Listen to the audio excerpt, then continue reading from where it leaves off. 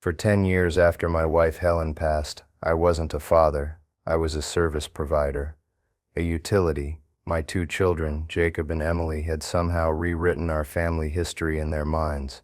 The man who worked 60-hour weeks to give them a life of private schools and zero student debt.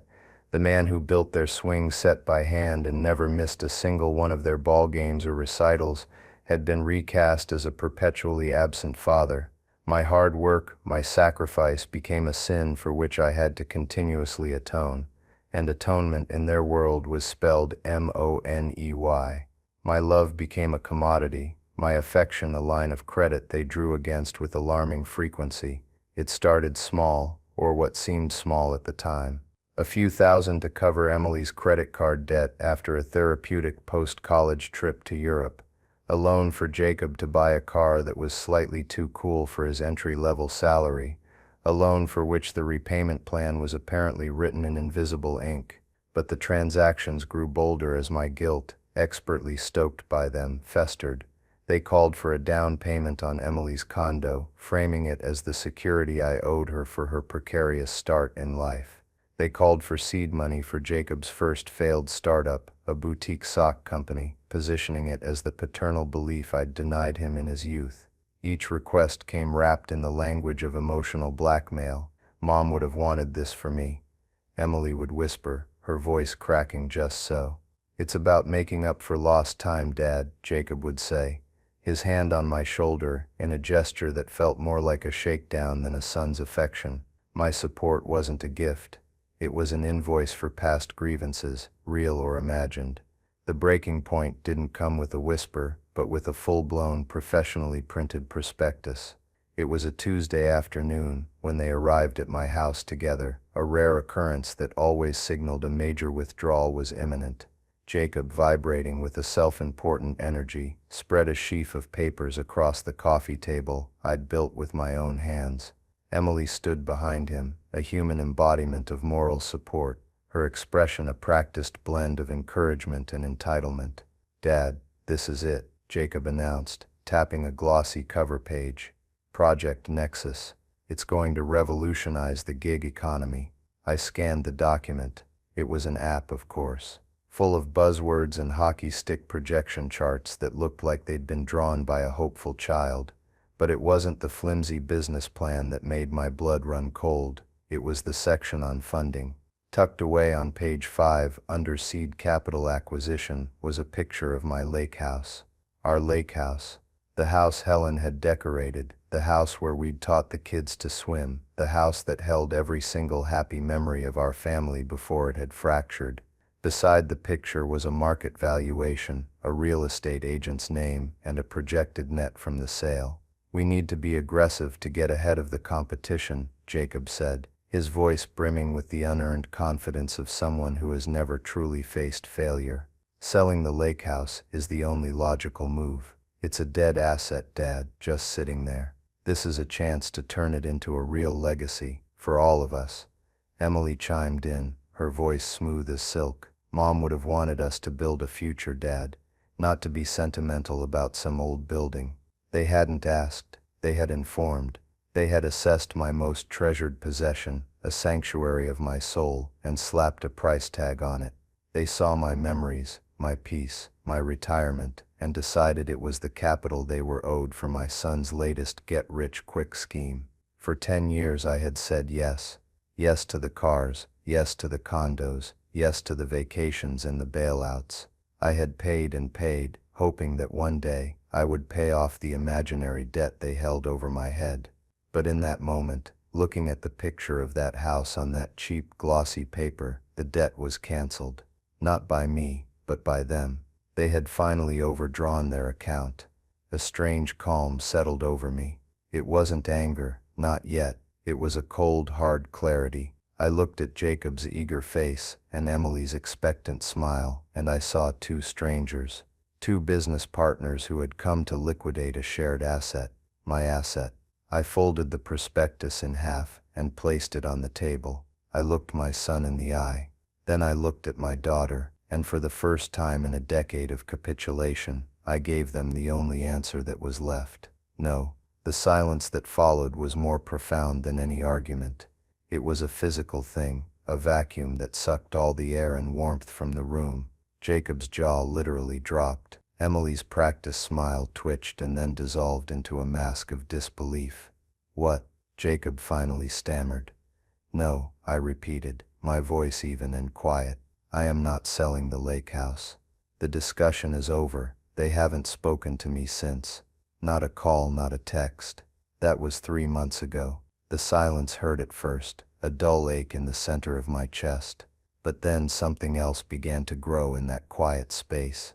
It was the sound of my own thoughts, my own desires, my own life, no longer drowned out by their constant grasping needs. It opened my eyes. Last month, I met a woman, a school teacher named Sarah, who loves my company, not my portfolio. My kids, I'm sure, think I'm just being stubborn, that I'm holding out for a better offer. They think this is a negotiation, but they'll understand the new reality soon enough, when they receive the wedding invitation and the prenup that comes with it. They think they're playing a game of chicken with their old guilt-ridden father. They have no idea I've already changed the game entirely. The first week of silence was the hardest. Every time the phone rang, my heart would leap with a pathetic, conditioned hope, only to crash when it was a telemarketer or my brother calling to talk about the weather. The house, once my refuge, felt cavernous and accusing. Every photograph on the mantelpiece seemed to mock me. There was Emily, age 10, grinning with a gap in her teeth, holding up a string of sunfish we'd caught off the dock at the lake. There was Jacob, a gangly teenager, reluctantly letting me put an arm around him for a photo on his high school graduation day. And there, in the center, was the big silver-framed photo of Helen and me, taken on our 25th anniversary, just a year before she was diagnosed. Her smile was so full of life, so unaware of the cliff that lay just ahead. I'd find myself talking to her, standing in the quiet of the living room, with a cold cup of coffee in my hand. "Did I do this, Helen? Did I spoil them? Did my working so much turn them into this?" The silence, of course, was her only reply, but the questions echoed, twisting the knife of my own guilt. My grief for her became entangled with this new raw pain of my children's abandonment. It felt like I was losing my family all over again, piece by piece. One night, unable to sleep, I drove out to the lake house. It was a little over an hour away, and the roads were empty. I let myself in and didn't bother turning on the lights. The moonlight streamed through the large picture window, silvering the worn floorboards and the old, comfortable furniture. This place was more than a house. It was a physical archive of our lives. I walked over to the stone fireplace, running my hand over the mantelpiece I'd reclaimed from an old barn. I remembered the weekend I installed it, with a 5-year-old Jacob helping by handing me wrenches, mostly the wrong ones, and a 7-year-old Emily serving us lemonade in tiny plastic cups. We'd had a bonfire that night, roasting marshmallows until they were blackened husks, the kids' faces sticky and lit by the orange glow of the flames. Helen had been there, wrapped in a blanket, laughing as I told a terrible ghost story. The memory was so vivid, so pure, it was like a punch to the gut. How could they see this place as just an asset? How could they so casually suggest erasing the very ground where our best memories were made? That night, sitting alone in the dark, another memory surfaced, a less pleasant one. It was about a year after Helen's funeral. The house had been suffocating with condolence casseroles and the sympathetic, pitying looks of friends. Emily, then in her mid-20s, came to me. She was getting married. It was all very fast. The groom was a guy I'd met twice, a slick salesman with a smile that never reached his eyes. Emily had a scrapbook filled with pictures torn from bridal magazines. The dresses, the venues, the flowers. It was a production worthy of royalty. "I know the timing is awful, Dad," she'd said, her eyes welling up with strategic tears. "It's just with Mom gone, I feel like I need something happy to hold on to. And I know Mom would have wanted me to have my dream wedding." I looked at the estimated budget. It was astronomical. It was more than the down payment on our first house. I hesitated, trying to find the words to suggest a more sensible approach. But the moment I paused, she played her trump card. Don't you think I deserve this? After everything we've been through. The unspoken accusation hung in the air. You weren't there for me then, so you have to be there for me now. And like a fool, I'd folded. I wrote the check. I paid for the over-the-top wedding to the man who would be out of her life in less than 2 years, leaving her with a mountain of debt that, of course, I also ended up paying off. That was the beginning. That was the moment they learned that the magic words Mom would have wanted were the keys to my vault. They had found the crack in my armor, and they had been exploiting it ever since. The irony was, the very reason I'd been so busy was sitting in dusty boxes in my home office. I wasn't just some generic corporate drone. I was a forensic accountant. For 30 years, my job had been to dive into the murky, labyrinthine depths of corporate fraud. I followed the money. I untangled complex webs of shell corporations, offshore accounts, and falsified ledgers. My mind was trained to see patterns, to spot deception, to understand that every transaction tells a story. I'd spent my career putting sophisticated, arrogant thieves behind bars, men who thought they were smarter than everyone else, who believed the rules didn't apply to them. And here I was, being played by my own children, who were using the most basic emotional manipulation in the book. They saw me as a simple, sentimental old man, a soft touch. They had no idea that the skills I used to dismantle multi-million-dollar scams were just lying dormant, waiting for a reason to be turned toward a more personal project. The shift came unexpectedly. My brother Mark had been calling me every other day, trying to pull me out of my funk. "Rick, you can't just sit in that house and rot," he'd said. "Helen would be furious with you." He was right. One Saturday, he showed up at my door and refused to leave until I got dressed. He was volunteering at a local library's annual book fair and fundraiser, and he insisted I come help. I resisted, but Mark could be a bulldog when he wanted to be. I spent the morning hauling boxes of donated books and setting up tables, feeling sullen and out of place. It was during a lull in the afternoon that it happened. I was arranging a display of mystery novels when a woman next to me, who was setting up a children's literature section, sighed in frustration. "I can never get these bookends to actually hold up any books," she said with a light, exasperated laugh. I glanced over. She had kind eyes, crinkled at the corners from smiling, and a streak of gray in her otherwise brown hair that she didn't try to hide. "The trick is to put the heaviest books on the outside," I said, surprising myself. I walked over and rearranged the stack for her, placing a heavy set of encyclopedias at each end. They stood perfectly. "Well, look at that," she said, her smile genuine and warm. "A man of hidden talents." "I'm Sarah."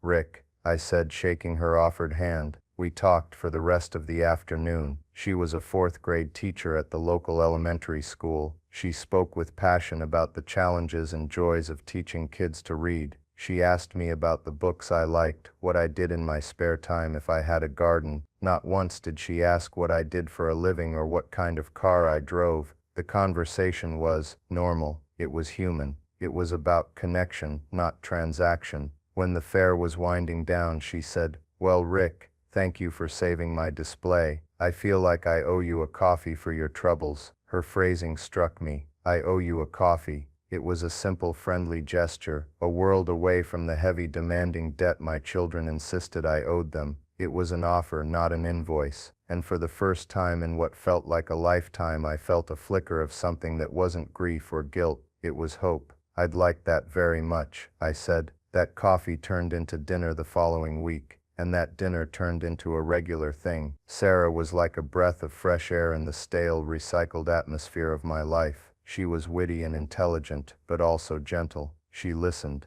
When I spoke about Helen, she didn't offer platitudes. She asked questions about who she was, what she was like. She made me feel like my memories were something to be cherished, not a liability to be leveraged. One evening, we were walking through a park after a movie, and I found myself telling her about the lake house, about the ultimatum from Jacob and Emily. I hadn't planned to, but with her it felt safe. She listened patiently, her expression thoughtful. When I finished, she didn't say, "They sound awful," or "How could they?" She just said, "That house sounds like it's a part of you. It's not just wood and nails." She understood. She saw the soul of the place, not the sale price. And as our relationship deepened over the next few weeks, as I found myself laughing more than I had in years, a new resolve began to harden within me. It started as a vague notion of self-preservation but quickly sharpened into a clear, precise strategy. My forensic accountant's brain, dormant for so long in my personal life, whirred back to life. My children believed they were in a waiting game. They thought that eventually, their father, the lonely old man, would crack. They would get a tearful, apologetic phone call and the negotiations for the lake house would resume. They couldn't have been more wrong. They saw me as the work. They had forgotten what I did for a living. I followed the money and I unraveled lies. It was time to run the numbers on my own family. The decision to act wasn't born of anger. It was a cold, calculated response to a threat. The more time I spent with Sarah, the more I could envision a future, a real, happy future. And I knew with absolute certainty that my children would view that happiness as the ultimate betrayal. They would see Sarah not as the wonderful woman she was, but as a direct threat to their perceived inheritance. Their inevitable return wouldn't be accompanied by apologies, but by calculators and lawyers. I had to be ready. This wasn't about revenge, it was about building a fortress. My first call was to David Chen, an old colleague from my firm. David had been a bulldog of a litigator before he left the corporate grind to open his own small practice specializing in asset protection and estate planning. He was wickedly smart, ruthlessly pragmatic, and had a healthy cynicism about human nature that I found immensely comforting. I met him at his Spartan office downtown. After the initial pleasantries, I laid out the entire 10-year history, the demands, the emotional blackmail, the final ultimatum over the lake house. I told him about Sarah and my fears for our future. David listened without interruption, occasionally making a note on a yellow legal pad. When I was finished, he leaned back in his chair and steepled his fingers. "So Rick," he said, his voice calm and even, "your children view you as a family-run, no-limit ATM. And now, a new shareholder wants to join the board and they're planning a hostile takeover. Is that about the size of it?" "That's a clinical way of putting it," I said. "But yes." "Good," he nodded. "Clinical is how we win." He leaned forward. "They're going to come at you with one of two strategies. The first is a charm offensive full of crocodile tears and promises to get to know Sarah, all while trying to manipulate you into keeping their inheritance intact. When that fails, and it will, they'll move to strategy 2, scorched earth. They'll try to paint Sarah as a predator, and you as a senile old fool who's being taken advantage of. They'll threaten to contest any changes to your will, maybe even try to get you declared incompetent. He was voicing my own deepest fears, but hearing them laid out so clinically by David didn't scare me. It energized me.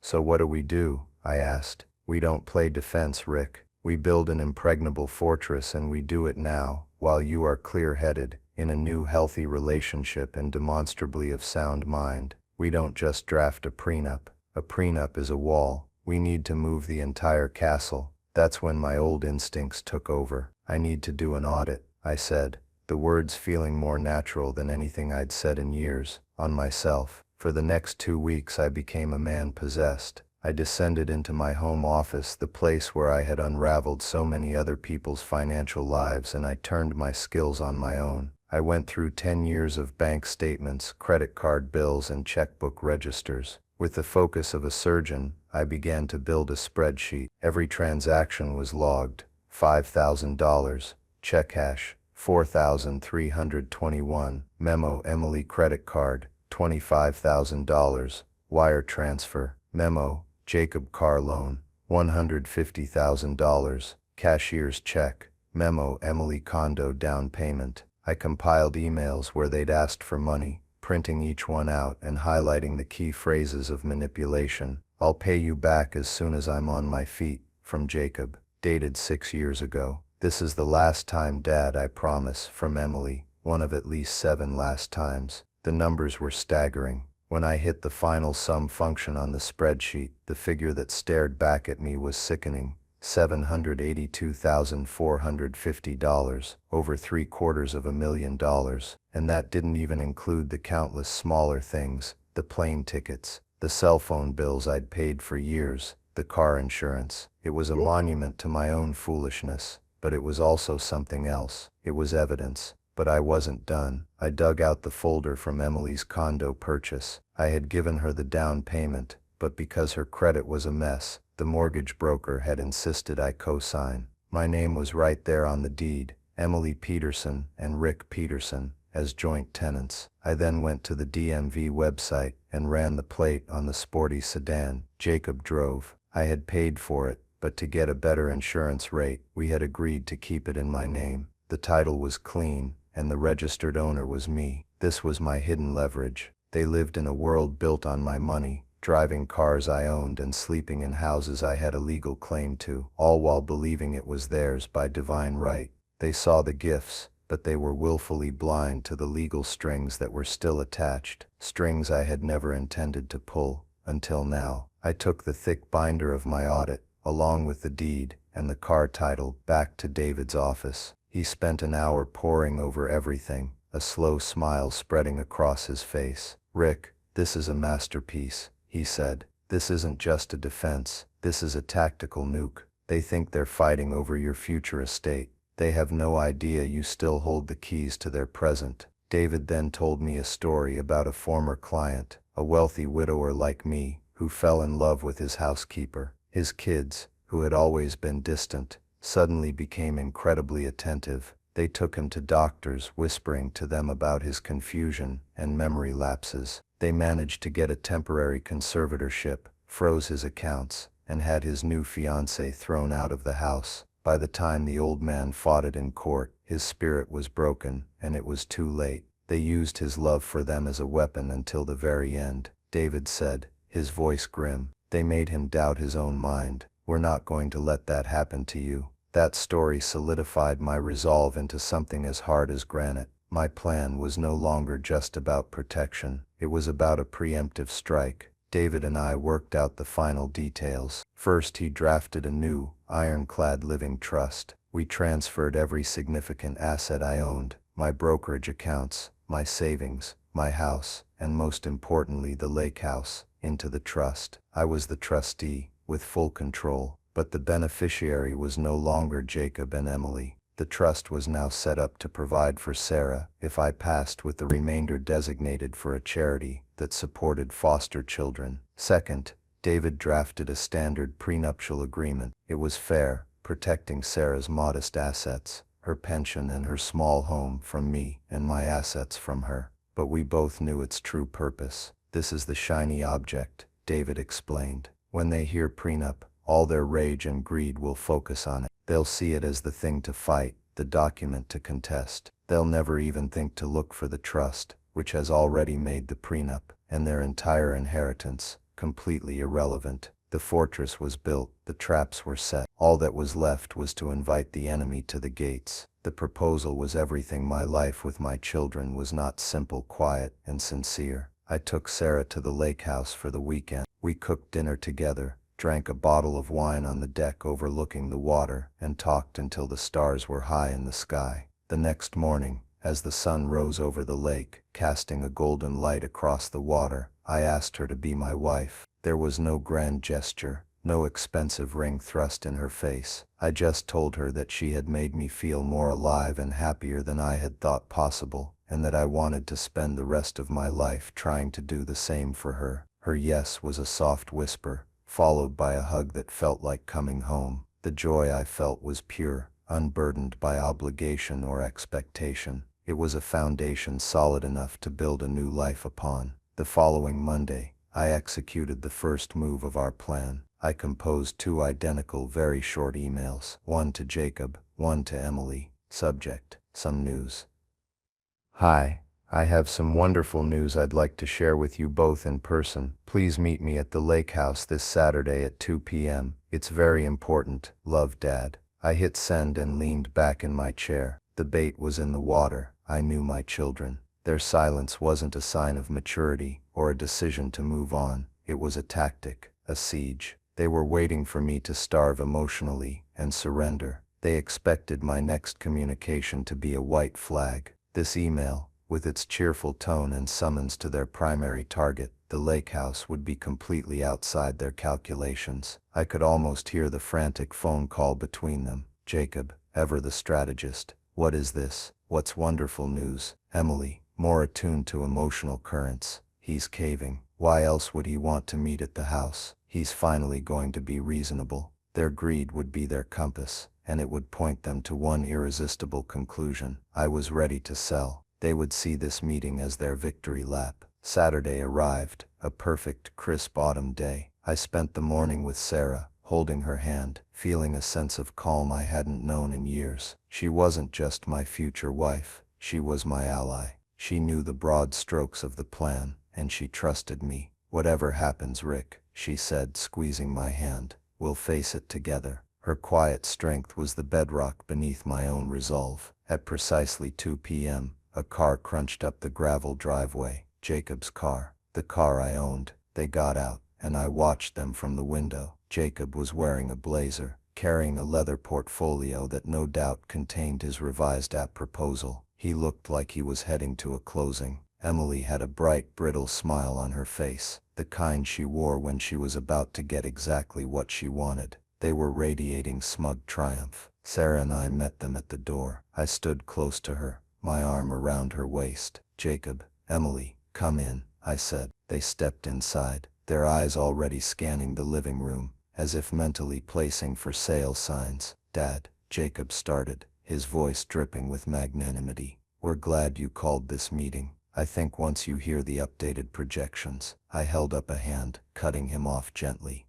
That's not why we're here, son. I turned to Sarah, a real smile touching my lips. Jacob, Emily, I'd like you to meet Sarah. We have some wonderful news to share with you. We're getting married. The effect was instantaneous and deeply satisfying. It was like watching a film run in reverse. The smugness, the triumph, the greed, it all spooled backward in a flash, replaced by slack-jawed, uncomprehending shock. Emily's bright smile collapsed. Jacob's portfolio slipped from his grasp, thudding softly onto the hardwood floor. They stared at Sarah as if she were an alien who had just materialized in their mother's house. The gears were turning, recalculating, their entire strategic map being redrawn in a panic. A new wife, a new variable, a threat. I let the silence stretch for a moment before delivering the second carefully planned blow. And naturally, I said, my tone light and reasonable. We want to start our new life together with a clean slate,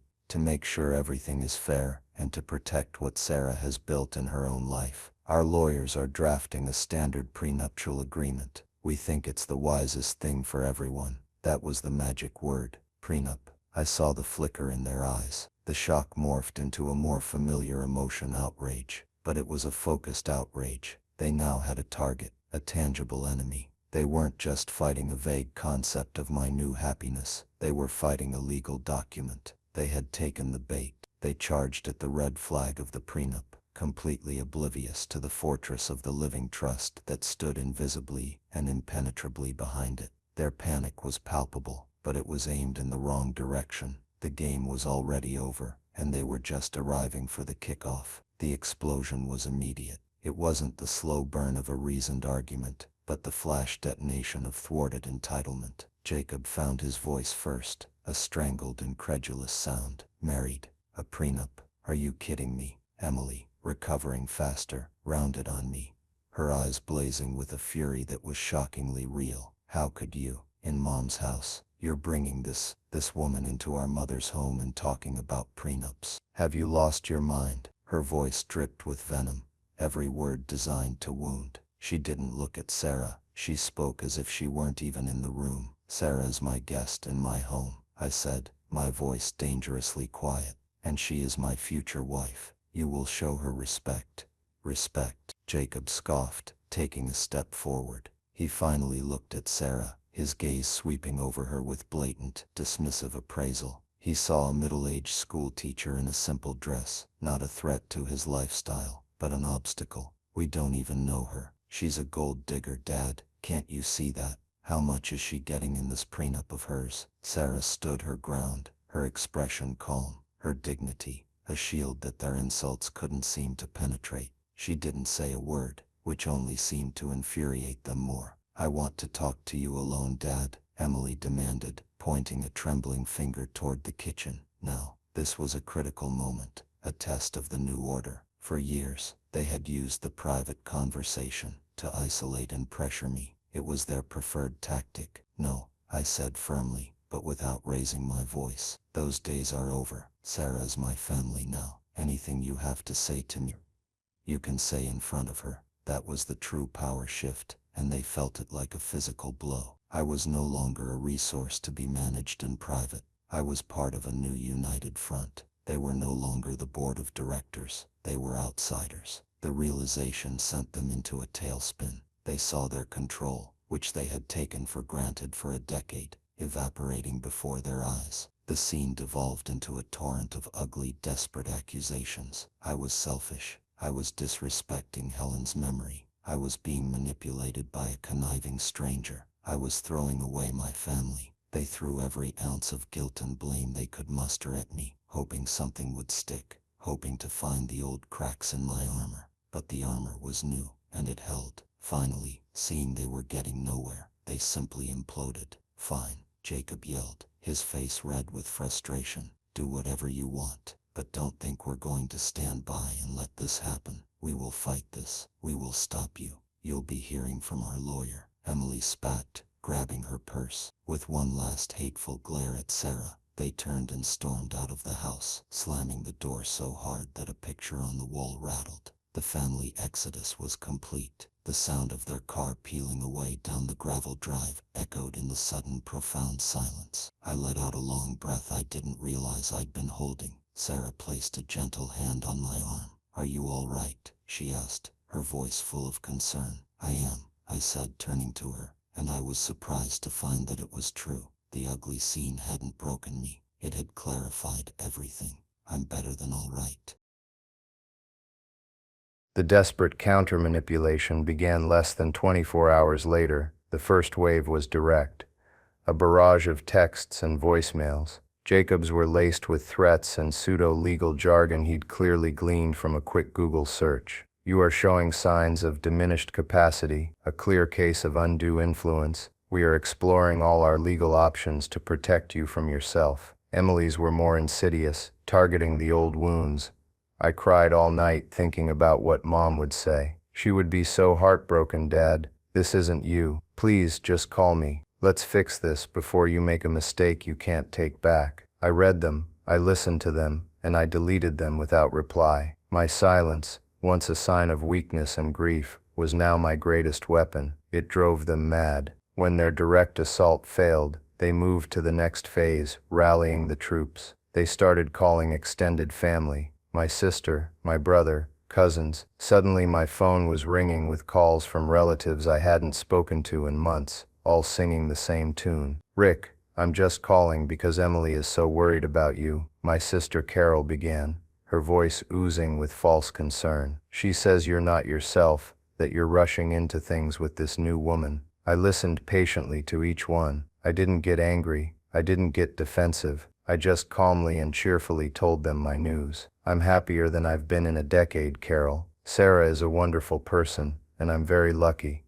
You'll love her when you meet her at the wedding. My unshakable happiness was a brick wall to their manipulative narratives. It gave them nothing to work with, no drama to stoke. The final, predictable escalation came a week later. It was a formal-looking letter from a law firm, Stratton, Bell and Associates. The letter was polite but firm, stating that they had been retained by Mr. Jacob and Miss Emily Peterson to discuss their concerns regarding my recent and proposed changes in personal and financial affairs. It was a clear threat, wrapped in legalese. They were coming for me, convinced I was a doddering old fool on the verge of being fleeced. They were walking, step by deliberate step, into the trap David and I had so carefully laid. They thought they were the hunters, closing in for the kill. They had no idea they were the prey. I picked up the phone and called David. They sent the letter, I said. I could hear the smile in David's voice. Excellent. The trap is about to spring. Let's schedule the meeting, Rick. It's time to show them the new reality. I called the number on the letterhead and was put through to a man who introduced himself as Mr. Bell. He had a smooth, confident voice,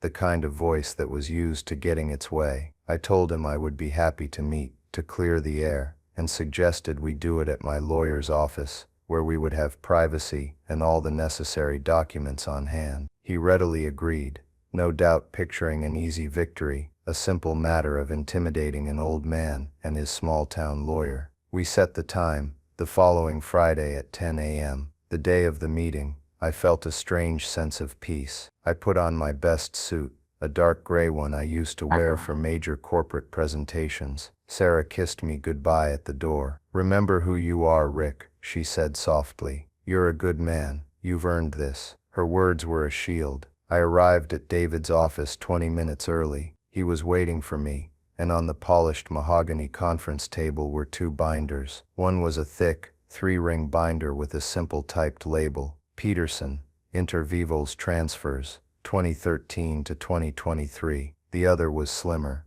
labeled, The Richard Peterson Revocable Living Trust. My children arrived precisely on time, their lawyer, Mr. Bell, striding in between them like a prize-fighter's manager. Jacob and Emily looked tense but confident. They had the air of people who were doing something unpleasant but necessary, like staging an intervention for a loved one. They nodded stiffly at me, completely ignoring David. We all took our seats. Mr. Bell set his briefcase on the table and opened it with a decisive snap. "Gentlemen," he began, addressing David, but looking at me, "let's be clear. My clients are here out of love and concern. They are deeply worried about their father's recent behavior and his vulnerability to outside influence. We are here to ensure that Rick's best interests and the legacy he built with their late mother are protected." David let the silence hang in the air for a moment, then gave a thin, wolfish smile. "Mr. Bell,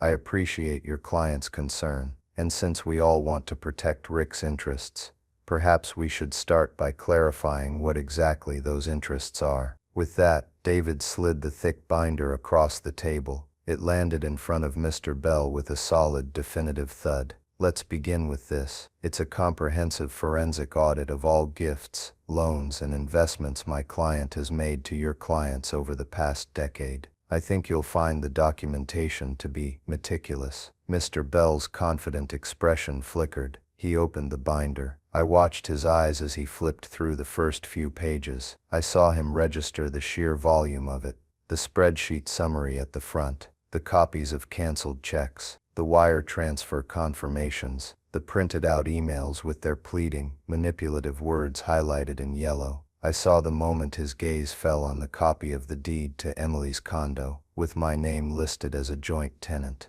I saw his eyes widen slightly when he reached the printout of the DMV registration for Jacob's car, clearly showing me as the sole owner. His slick, confident veneer began to crack, replaced by the dawning horror of a lawyer who has just realized his clients have withheld catastrophic amounts of information. He looked up from the binder, his face pale. He looked at Jacob, then at Emily. Their own confident expressions had faltered, replaced by confusion and a growing sense of dread. David wasn't finished. He picked up the second slimmer binder and slid it across the table. "And that brings us to the legacy you're so concerned about," he said, his voice as sharp as a scalpel. "This is the newly ratified and fully funded Richard Peterson Revocable Living Trust. As you'll see on page 3, all of Rick's major assets, his home, his portfolio, and yes, the lake house, are now the property of the trust. It is irrevocable in a way that matters to you. The beneficiaries cannot be changed without an act of God and a team of lawyers bigger than yours." The final pieces clicked into place. I saw it on Mr. Bell's face. He understood. The prenup was a ghost, a phantom. They had spent weeks gearing up to fight a battle on a field that no longer existed. The war was already over. They had lost before they even walked in the room. It was then that I spoke for the first time, my voice calm and steady. "For 10 years," I said, looking directly at my children, "you treated my love as a commodity. You treated my support as a line of credit you were entitled to. You saw my home, the place you grew up, as nothing more than an asset to be liquidated for your convenience. So I have liquidated the bank. Effective today, the bank of Dad is closed. The accounts are empty. The vault is sealed, permanently. The color drained from their faces. Emily, I continued, my voice devoid of malice, a simple statement of fact. My name is on the deed to your condo. Legally, I have the right to force a sale. I am exercising that right. You'll be hearing from a realtor next week. You have 60 days to find a new place to live. Emily looked like she'd been slapped. Her mouth opened, but no sound came out.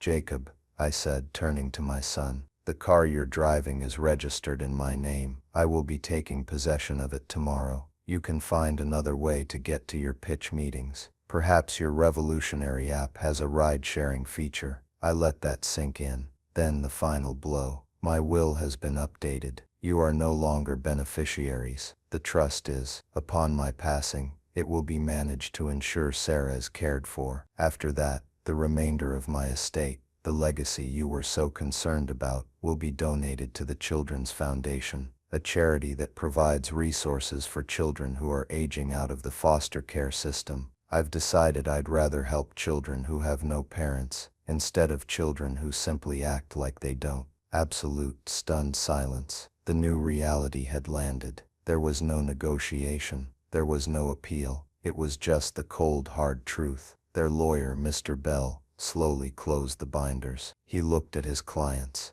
then at David, and gave a slight, almost imperceptible shake of his head. He knew. They had no case. They had no leverage. They had nothing. They had overplayed their hand and lost everything. The game was well and truly over. My children just sat there, hollowed out.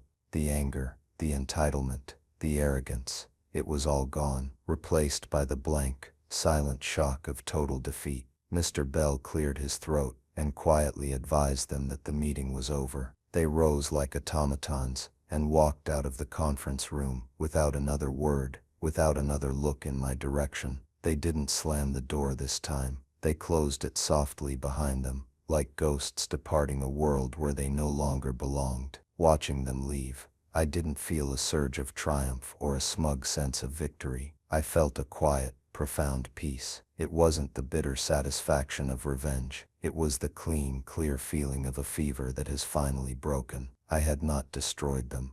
I had simply stopped allowing them to destroy me. I had reclaimed my life, my future, and my own definition of family. Life now is quiet, in the best possible way. Sarah and I were married 3 months ago, in a small ceremony on the deck of the lake house. Our friends and my brother Mark were there. The house is no longer a monument to a past I was chained to. It's a home, filled with the warmth of a new beginning. We spend our weekends planting gardens, taking the old canoe out on the water, and reading by the fire. We talk, we laugh. It's a simple life, but it's real, and it's mine. Emily sold the condo. I don't know where she lives now. Jacob, I heard through my brother, had to move back in with a friend. His app, predictably, never materialized. They have not tried to contact me again. The lines of communication are closed, not because of anger, but because there is simply nothing left to say. I did not do this out of hatred.